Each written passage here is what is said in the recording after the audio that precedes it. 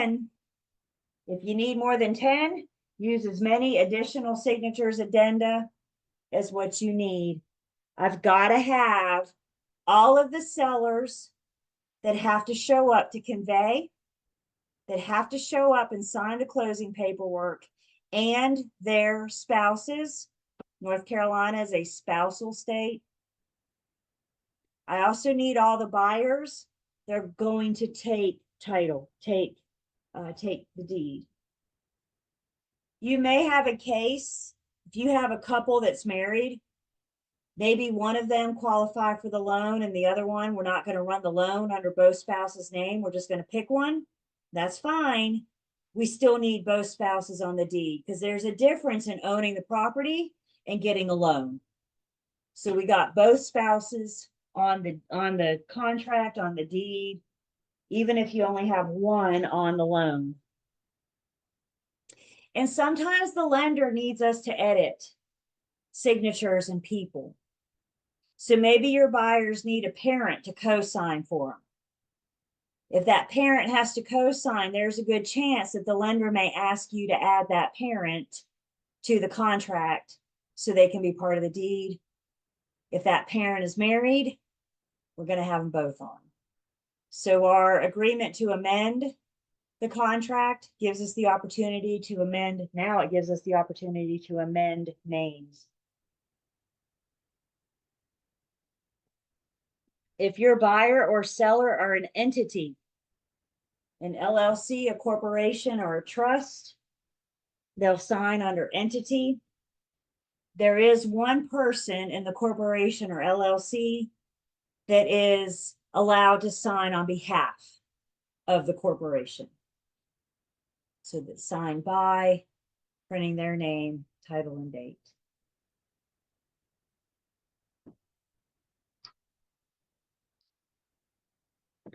After the contract, we have additional information just to help us out.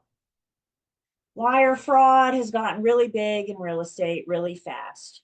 Y'all think about the hundreds of thousands of dollars that are going across the wire to buy and sell real estate today. Some buyers want their closing costs, their cash to close, wire transferred in. Some sellers want their proceeds wired to them after settlement. I'm all right with either one. We just need to make sure that they understand the dangers of wire fraud. And when it comes to wire fraud, I need you guys, we got to go a little old school here. And I need you guys to look your buyers and sellers in the eyeballs and tell them that you will never email them wire transfer instructions. And if they get an email from you with wire transfer instructions, I need to know, because what that means is I've been hacked.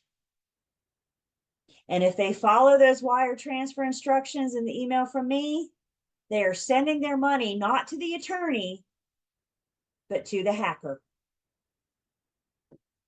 So let them know I'll never email you, and then don't.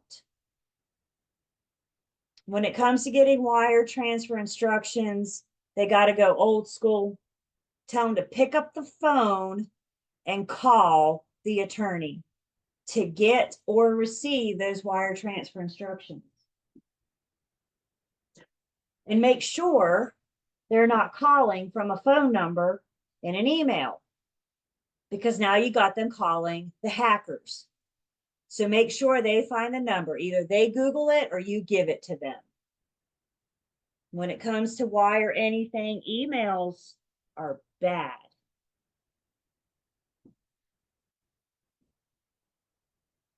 I know in some cases, I don't know if anybody's in the medical profession, but especially the medical profession.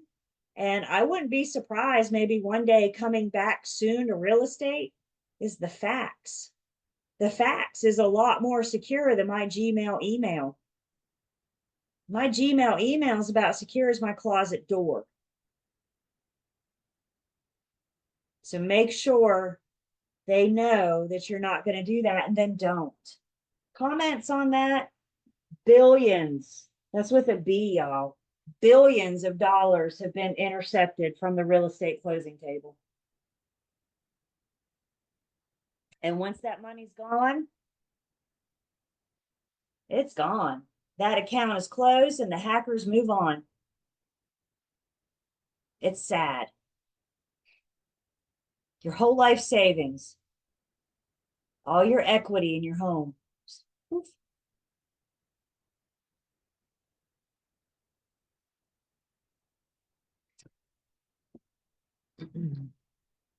We'll talk about these last two pages tomorrow. I don't want to go over our time. So we got two more pages to talk about. Nothing crazy. We've been through most of it. We've been through the beef of it. I do want to point out to you guys in the online learning system under the Julie folder, there's the contract that we just looked at. I know somebody mentioned there's a contract in your book. That one's out of date unless you're in the digital copy. The digital copy's updated. But I got the current contract in our Julie folder. If you're affiliated, you have access to this. But if you're not, you may want to grab it and download it so you have it. So you do have it available to you if you want to look over. The other thing I have for you in the Julie folder, NC Realtors has provided us an overview of the contract. So this has taken the 17-page contract and has kind of consolidated it into 5 pages. So it's like a quick reference. Again, I put this here for you guys. If you want to access it, if you want to look over it, it talks about things like due diligence and earnest money and special assessments. You have it available to you. You're welcome to download it while you still have access to the online learning system. I don't know how long Lane will keep the online learning system over, but I delete the Julie folder when we're done. So anything in here you guys want, I suggest you go ahead and grab it sooner rather than later, so you have it. It was a big night, you guys. Very thorough, in-depth review of the offer to purchase and contract. I was not joking when I said that. We pretty much just went through it with a fine-tooth comb. But it is so important that we understand it. And that's why we're here. Do I have any questions or comments?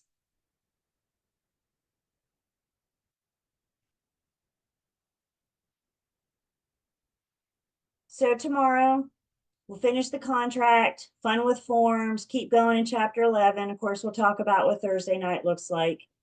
Test on Saturday. Before we leave each other on Thursday, we'll talk about what Saturday is going to look like. We get to see what each other looks like on a Saturday morning. Y'all ready for this? Get braced, get prepared.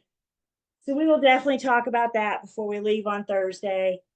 Also, don't forget on Thursday, we got our highly recommended closing disclosure assignment, which is CD number 4 with solutions. So if you haven't had a chance to look at this yet, this is the one that we're going to talk about on Thursday.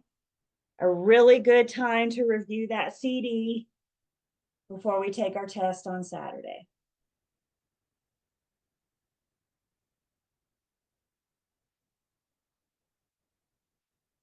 Anything else?